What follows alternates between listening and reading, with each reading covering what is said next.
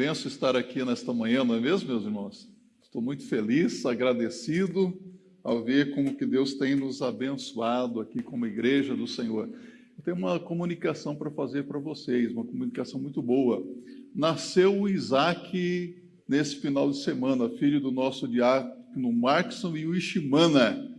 Isaac nasceu cheio de saúde, de vida, graças a Deus por isso. A igreja está crescendo, os irmãos estão contribuindo para o crescimento da igreja, né? Biologicamente, também na quarentena, a igreja cresce. Louvamos a Deus por isso. No próximo domingo, nós vamos celebrar a nossa assembleia ordinária de forma presencial, aqui, ó. A igreja está convocada para as 10h30 da manhã e uma estratégia.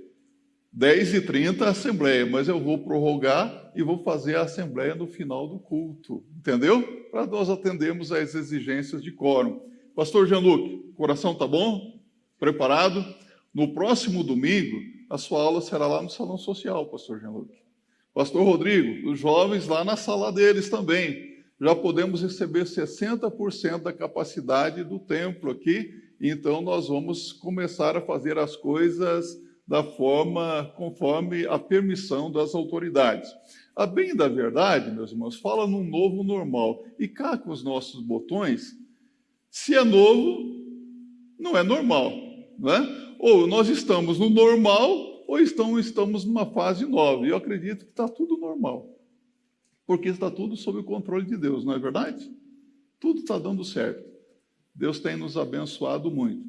E quero também comunicar que a partir do próximo domingo, Pastor Jean, as suas aulas na IBD não serão mais transmitidas, porque nós podemos já receber um grupo de irmãos, já estamos recebendo idosos, a igreja está tomando todos os cuidados possíveis.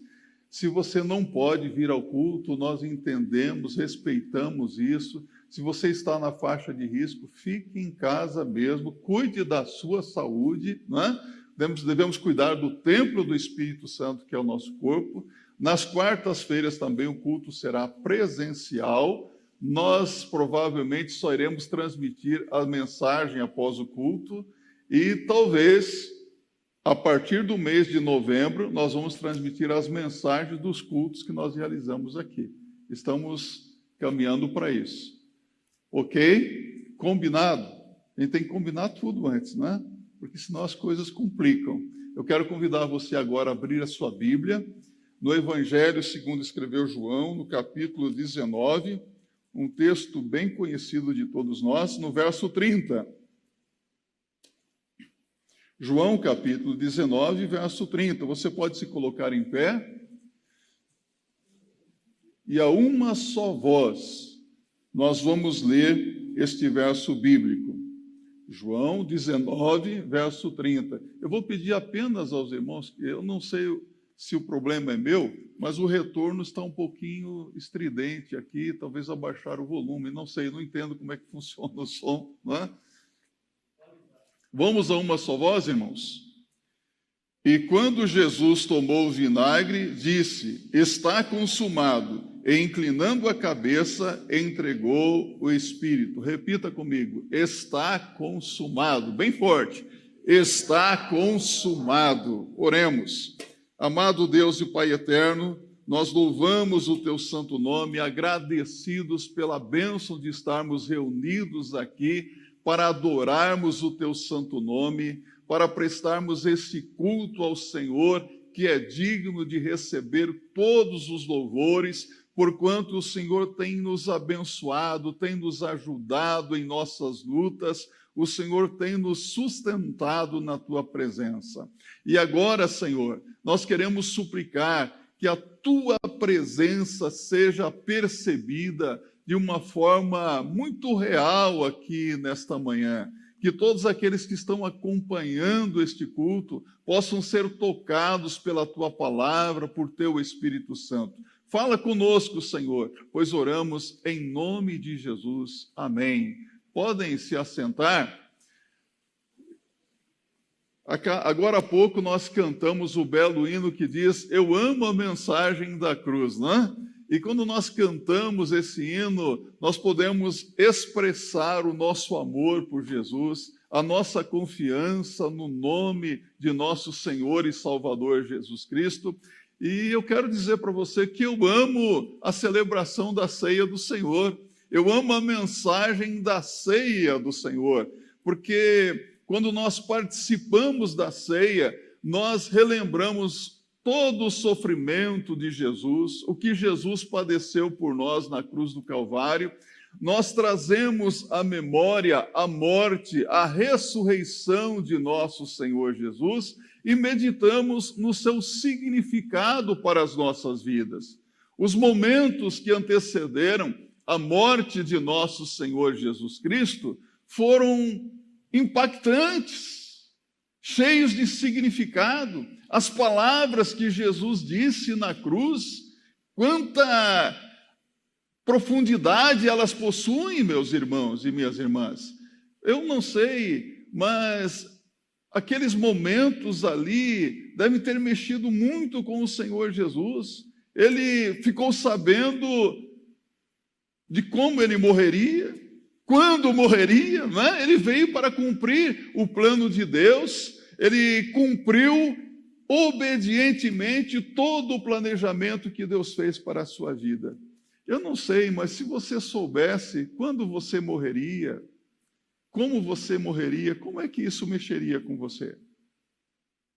Às vezes é melhor nem ficar sabendo, não é? Mas se você estivesse prestes a morrer,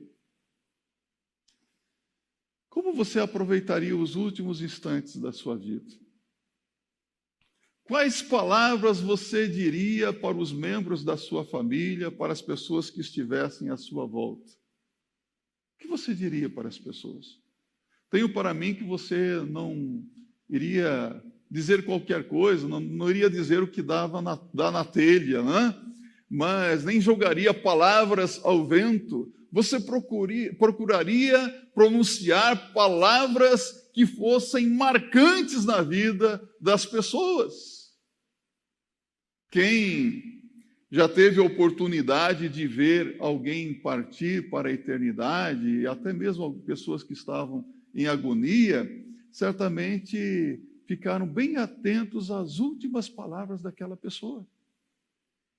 E essas palavras, elas causam impacto em nossas vidas.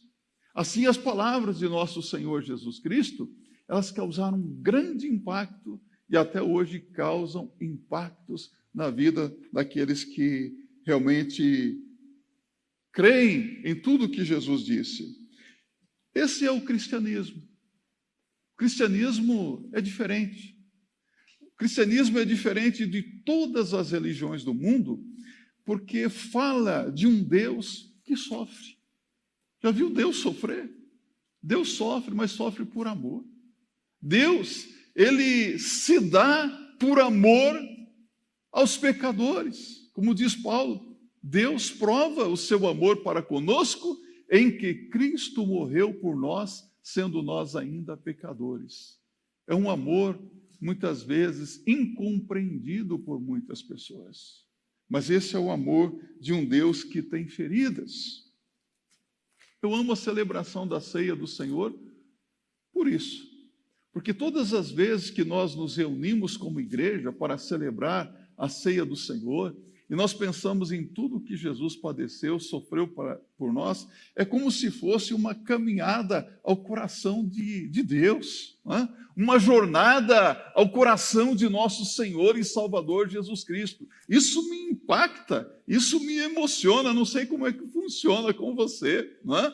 Mas nos sensibiliza, mexe conosco. Isso é muito bom, isso é importante, porque mostra o plano que Deus tem para as nossas vidas também. Então a ceia revela o sentimento de um Deus que nos ama, de um Deus que se importa realmente com as nossas vidas.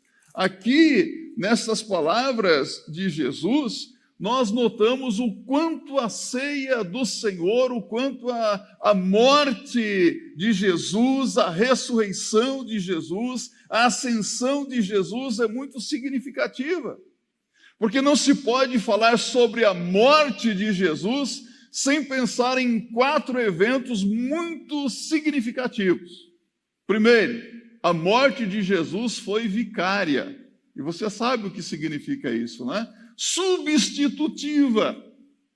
Jesus sofreu o que você deveria ter sofrido. Jesus morreu a sua morte, a minha morte, a nossa morte. Quando nós pensamos na morte de Jesus, devemos lembrar da ressurreição de nosso Senhor e Salvador Jesus Cristo. Jesus ressuscitou, nós cantamos aleluia, Ele ressuscitou. Vamos dizer juntos? Aleluia, Ele ressuscitou. Jesus morreu, mas ressuscitou, Ele está vivo, ressurreto e vivo aqui conosco nesta manhã. Ele está aqui conosco. É impressionante que a ressurreição de Jesus, ela nos impressiona porque durante o seu ministério, Jesus ressuscitou muitas pessoas, não é verdade?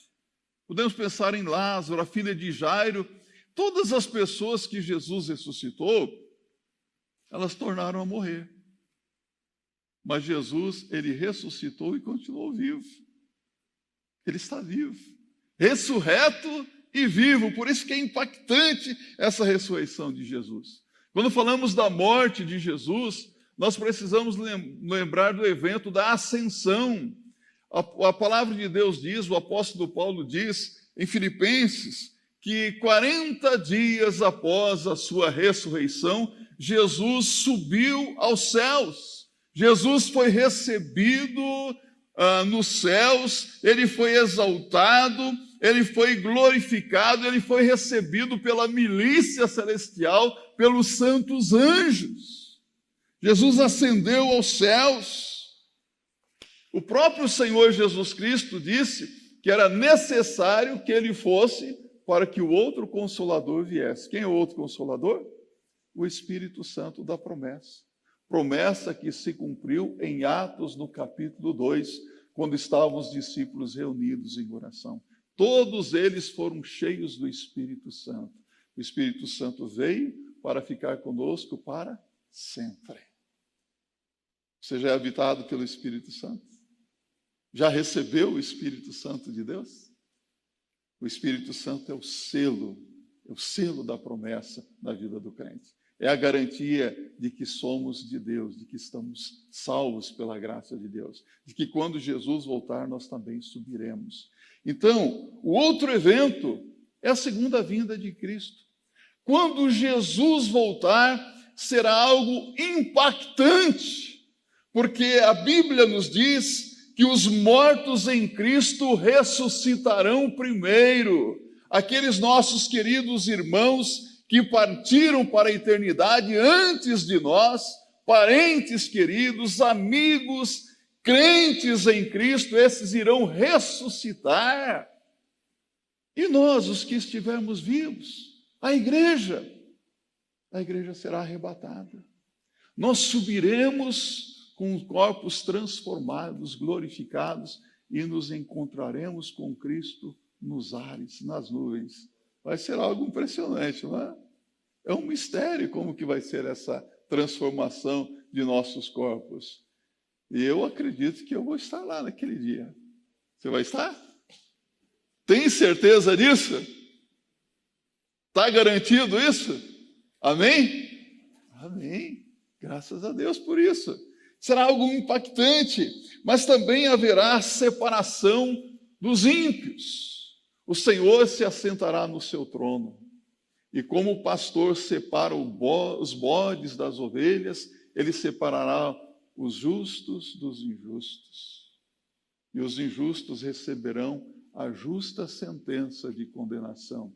E os justos, os crentes em Cristo, galardões eternos, recompensas eternas. Eu sempre gosto de dizer que Deus nunca fica devendo nada para ninguém. Todo o serviço que você faz a Deus, tudo que você faz em nome de Jesus, Ele vai recompensar você. Pode ter certeza disso. Deus honra a sua palavra, né? E a eternidade, começa a eternidade. Os que são de Deus irão desfrutar das delícias celestiais em um lugar chamado céu.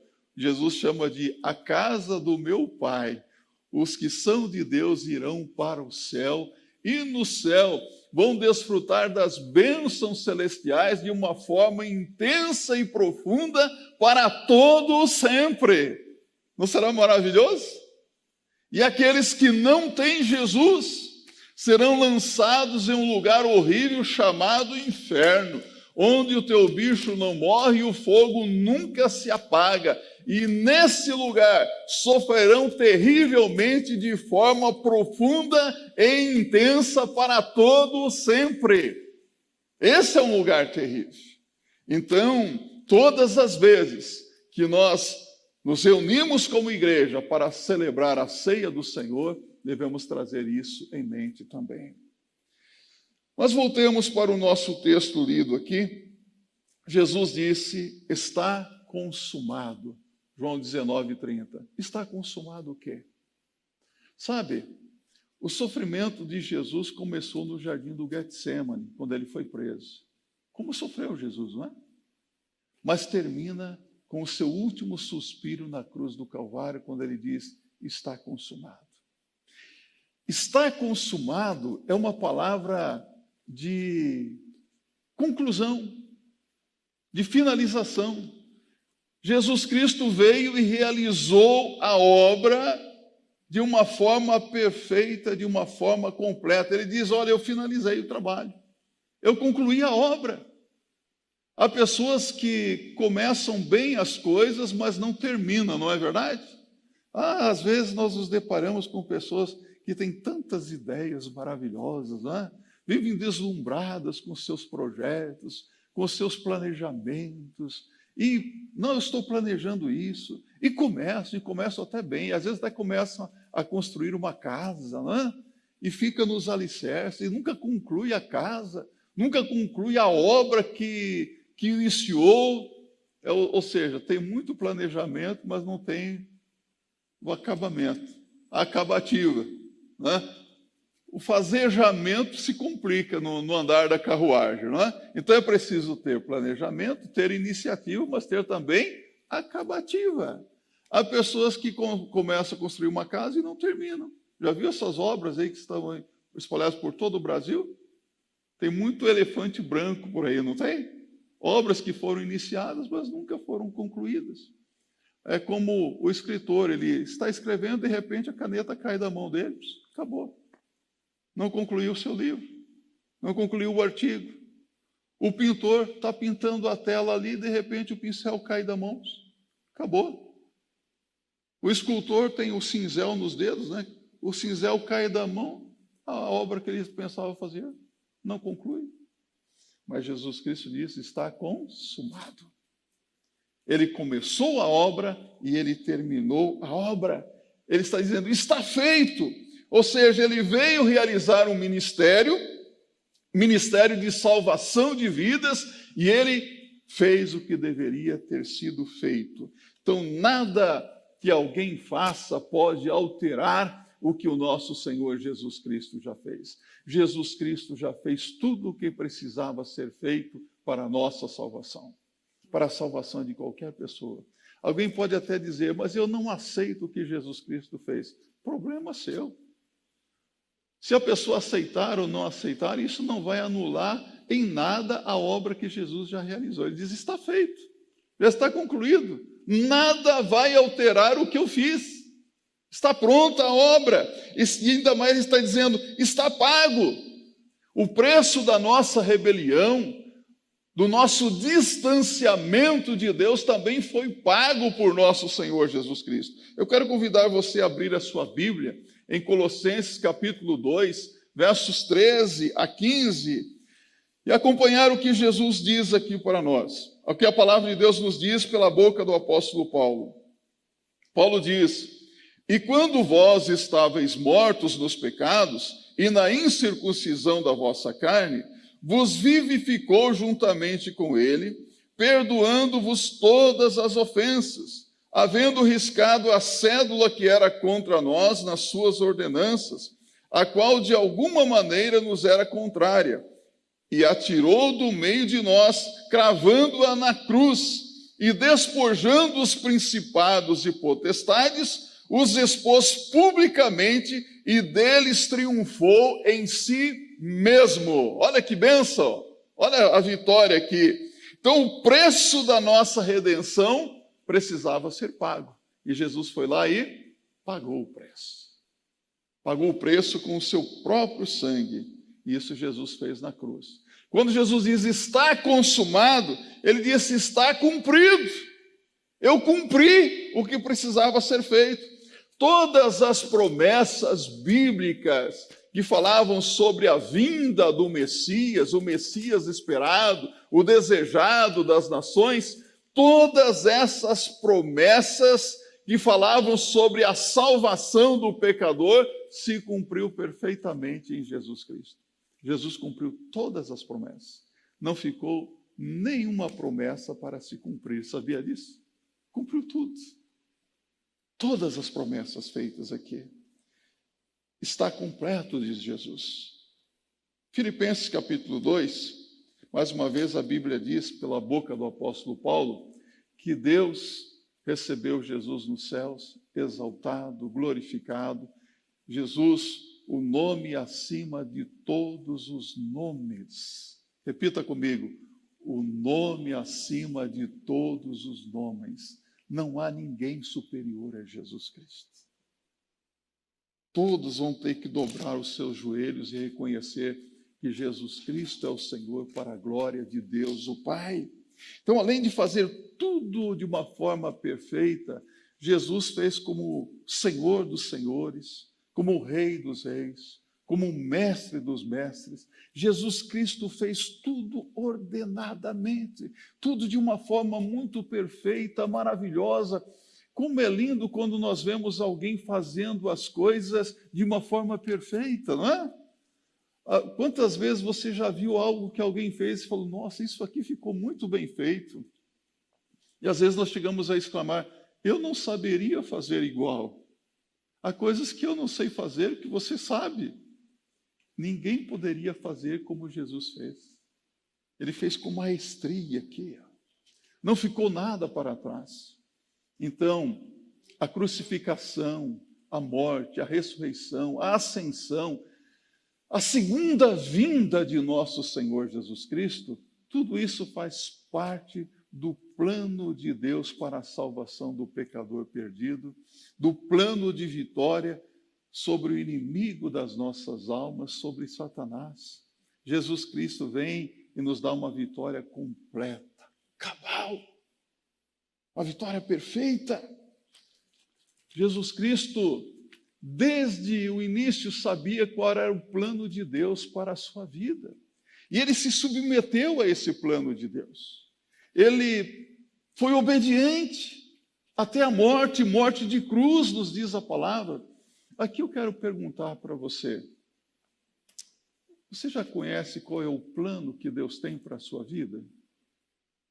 Conhece? Já parou para pensar um pouco sobre isso? Porque Deus tem um plano para a vida de cada pessoa, não é? Até o autor sacro, o cantor sacro, cantou, Deus tem um plano para cada criatura, não é? Deus tem um plano na sua vida. Ah, pastor, eu quero descobrir qual é o plano de Deus para a minha vida. Às vezes temos uma certa dificuldade, mas você pode fazer uma coisa bem simples. Comece a pensar um pouco e a perceber as coisas à sua volta, as circunstâncias, e pedir discernimento para Deus. E um bom caminho é você perguntar assim, Senhor, onde foi que eu nasci mesmo? Qual a cidade que você nasceu? Você lembrou da cidade que você nasceu? Quando você nasceu? Em que lugar você nasceu? Por que você não nasceu na Índia, mas nasceu no Brasil? Ah, por que eu não nasci nos Estados Unidos e nasci no Brasil? Não é? Porque Deus tem um plano. Deus tem um projeto para a sua vida. Já parou para pensar por que Deus te colocou nesta igreja aqui? Por que você está aqui? Tudo isso faz parte do plano que Deus tem para a sua vida. As pessoas com quem você se relaciona, querendo ou não, essas pessoas nos influenciam de alguma maneira, não é? Outras pessoas nos desafiam de alguma maneira, não é? outras pessoas mexem conosco de alguma maneira, mas essas pessoas Deus coloca diante de nós, porque Deus está trabalhando na minha vida, na sua vida, para que o plano dele se concretize. Então, até mesmo aquelas pessoas difíceis, Deus colocou diante da sua vida, porque quer que você seja uma bênção, talvez, na vida daquela pessoa, ou aquela pessoa seja usada pelo Espírito Santo de Deus para trabalhar na sua vida. Já parou para pensar sobre isso? Agradecer a Deus, porque Deus está agindo, Deus está trabalhando. Grupos. Com quais grupos você se identifica? Os ministérios da nossa igreja. Quais são os ministérios da igreja que mais sensibilizam você? Você tem mais facilidade para servir ao Senhor nesta ou naquela área. Por quê? Será que isso não tem a ver com os dons e talentos que Deus lhe deu, com o plano que Deus já tem para a sua vida? Você precisa parar, pensar. Deus tem um plano para a sua vida. O problema é quando nós estamos no lugar errado, não é? O problema é quando nós estamos fazendo as coisas que nós queremos fazer, mas que nem nada tem a ver conosco.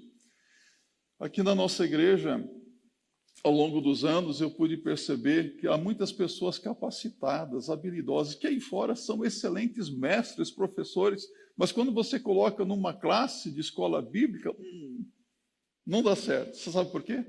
Porque não tem o dom do ensino. Sabe ensinar muito bem secularmente, mas quando se trata da palavra de Deus, administra muito bem aí fora, mas quando se trata de administrar as coisas de Deus, um fracasso. Querem evangelizar, mas não sabem como evangelizar. Mas se você colocar numa classe para liderar um grupo de evangelismo, dá certo, sabe delegar as coisas. Já viu como que é isso?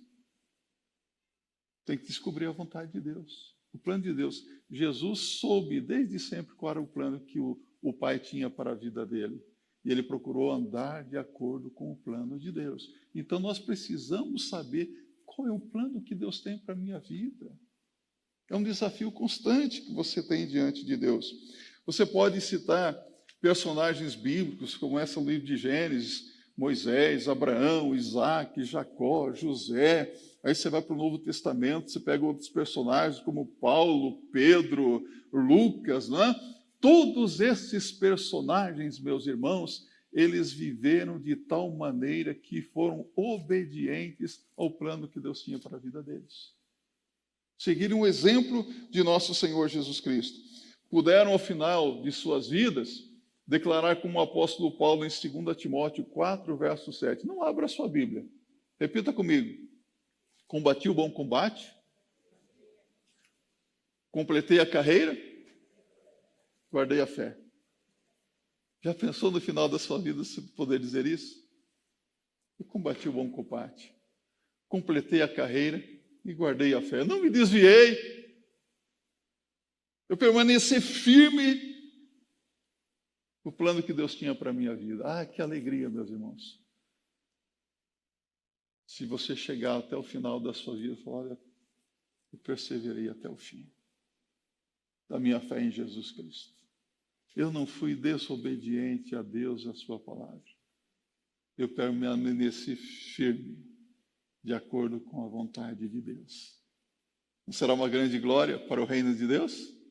Não será alegria para você, para nós? Que alegria, meus irmãos. Veja como que Deus tem coisas boas para todos nós. Mas esse negócio de fazer a vontade de Deus, seguir o plano que Deus tem para a nossa vida, não é fácil, não é para qualquer um. Aqui eu quero trazer para você, eu selecionei um texto bíblico aqui, João capítulo 10, abra a sua Bíblia. Mateus capítulo 10, verso 16 a 25, as palavras de Jesus. Mateus 10, 16 a 25. Jesus disse: Eis que vos envio como ovelhas ao meio de lobos, portanto, sede prudentes como as serpentes, e inofensivos como as pombas. Acautelai-vos, porém, dos homens, porque eles vos entregarão aos sinédrios e vos açoitarão nas suas sinagogas. E sereis até conduzidos à presença dos governadores e dos reis por causa de mim, para lhes servir de testemunho a eles e aos gentios. Mas quando vos entregarem, não vos dê cuidado como ou o que haveis de falar, porque naquela mesma hora vos será ministrado o que haveis de dizer. Porque não sois vós quem falará, mas o Espírito de vosso Pai é que fala em vós. E o irmão entregará à morte o irmão, e o pai o filho, e os filhos se levantarão contra os pais e os matarão. E odiados de todos sereis por causa do meu nome. Mas aquele que perseverar até o fim, esse será salvo. Quando, pois, vos perseguirem nesta cidade, fugi para outra, porque em verdade vos digo que não acabareis de percorrer as cidades de Israel sem que venha o Filho do Homem. Não é o discípulo mais do que o mestre, nem o servo mais do que o seu senhor. Basta ao discípulo ser como seu mestre, e ao servo como seu senhor. Se chamar o Beelzebu ao pai de família, quanto mais aos seus domésticos. Por causa desta palavra de Jesus, por causa do Evangelho, é que os discípulos de Jesus morreram. Sabia disso? E em pleno século XXI, esta é a causa porque muitos discípulos do Senhor Jesus Cristo estão morrendo. E é por causa do Evangelho que muitos ainda morrerão. E Jesus diz, não é o discípulo mais do que o seu mestre. Basta o discípulo ser igual ao seu mestre. E aqui eu quero perguntar, se necessário for, você estaria disposta a dar a sua vida por causa do Evangelho? Sim ou não? Não é tão simples assim, não é? Estará disposto a morrer por Jesus, pela obra de Deus? Meus irmãos, tem gente que não está disposto nem a vir à igreja por causa do coronavírus. Você acha que vai querer morrer por Jesus? Não é verdade? Tem gente que fica assustado com coisinhas pequenas e outras coisas grandes. Você acha que tem gente realmente disposta a ser perseguida e entregar a vida por amor ao Evangelho de Jesus Cristo? Se dependesse de muitas pessoas hoje, meus irmãos, as igrejas estariam fechadas. E às vezes é muito bonito no discurso, estou pronto a dar a minha vida pelo Senhor. Onde tu mandares, eu irei, Senhor. É mesmo. Que tal ir lá ajudar aquelas crianças que estão lá no hospital, sofrendo com câncer? Fazer uma visitinha para elas. Mas lá pode pegar coronavírus? Pode. Qualquer lugar pode. Às vezes nós achamos tantas desculpas para não fazer a obra de Deus. Sabe o que o Senhor promete? No mundo tereis aflições. Todos os que querem seguir a Cristo padecerão perseguições. Está disposto a isso? Está disposta realmente a isso? Então nós não estamos acima do Mestre, não estamos acima de Jesus. Mas esta palavra de Jesus, tudo está consumado, é uma palavra de vitória, não é uma palavra de derrota.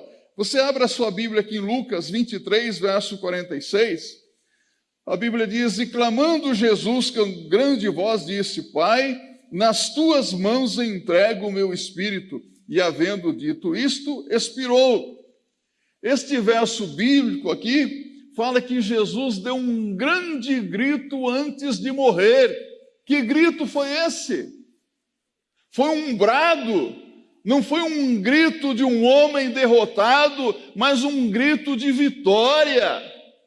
E eu acredito que foi um brado muito alto e o inferno todo tremeu porque ouviu o grito de vitória de Jesus Cristo na cruz do Calvário. Sabe o que eu vejo aqui? Até o último instante, o Senhor Jesus Cristo se manteve firme na sua confiança no Pai e ele expressou a sua confiança em Deus. No instante da sua morte, eu quero perguntar para você, você vai permanecer firme na sua fé e na sua confiança em Deus até o último momento da sua vida ou não? Vai? Às vezes nós temos tantas lutas, dificuldades, e nós vemos tantos crentes fracos na fé. Fala assim: irmão, ora por mim, estou tão fraquinho.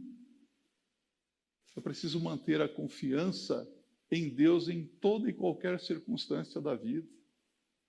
O problema é que muitas vezes nós ficamos olhando para as circunstâncias e desviamos o nosso olhar do Senhor Jesus Cristo.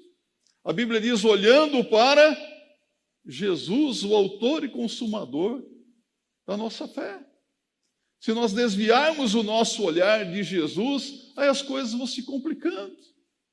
Quando Jesus estava na cruz, creio que em Mateus 27, 46, ele diz assim, aliás, perto da hora nona, exclamou Jesus: Eli, Eli, lama sabachthani. Isto é, Deus meu, por que me desamparaste? Eu pergunto para você, naquele momento ali na cruz, Jesus sentiu a presença do Pai junto com ele ou não?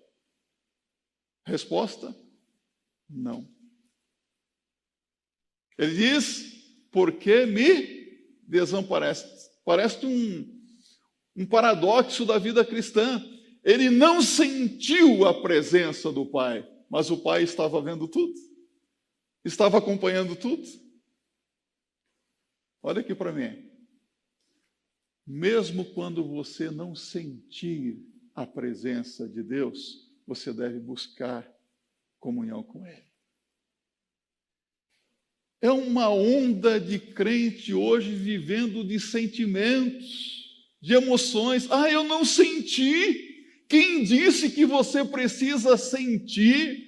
As emoções são importantes, mas a nossa fé também é pensar. Crer é também pensar. Repita isso comigo. Crer é também pensar. Essa frase não é minha, é de John Stott.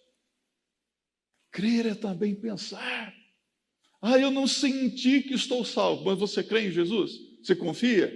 Ele diz: na verdade, Jesus diz: quem crê em mim tem a vida eterna. Você crê? Mente. Sentindo ou não sentindo, é preciso buscar a presença de Deus, a comunhão com Deus.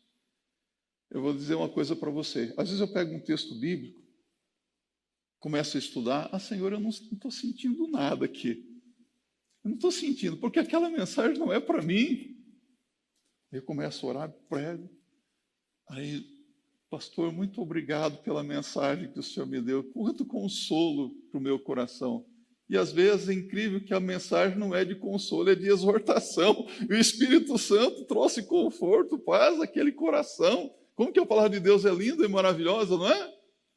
Enquanto eu estou aqui, Deus está trabalhando na sua mente, no seu coração de alguma maneira. É gratificante você estar atento ao que Deus está fazendo, mas buscar a presença de Deus. Com esse grito de vitória, a promessa se cumpriu. A promessa do jardim do Éden se cumpriu. Gênesis 3,15.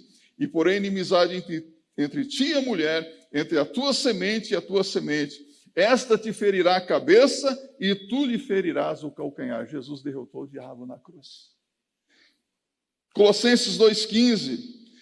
E despojando os principados e potestades, os expôs publicamente e deles triunfou em si mesmo. Ou seja, Satanás e todos os seus demônios foram derrotados na cruz do Calvário. E hoje nós estamos assentados com Cristo nos lugares celestiais. Ou seja, Satanás, os seus demônios, têm que nos obedecer em nome de Jesus.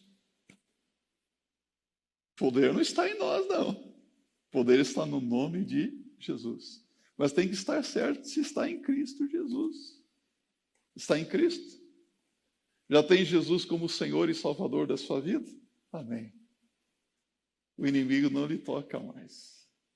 E você agora é capacitado para vencer, para ter vitória na presença de Deus.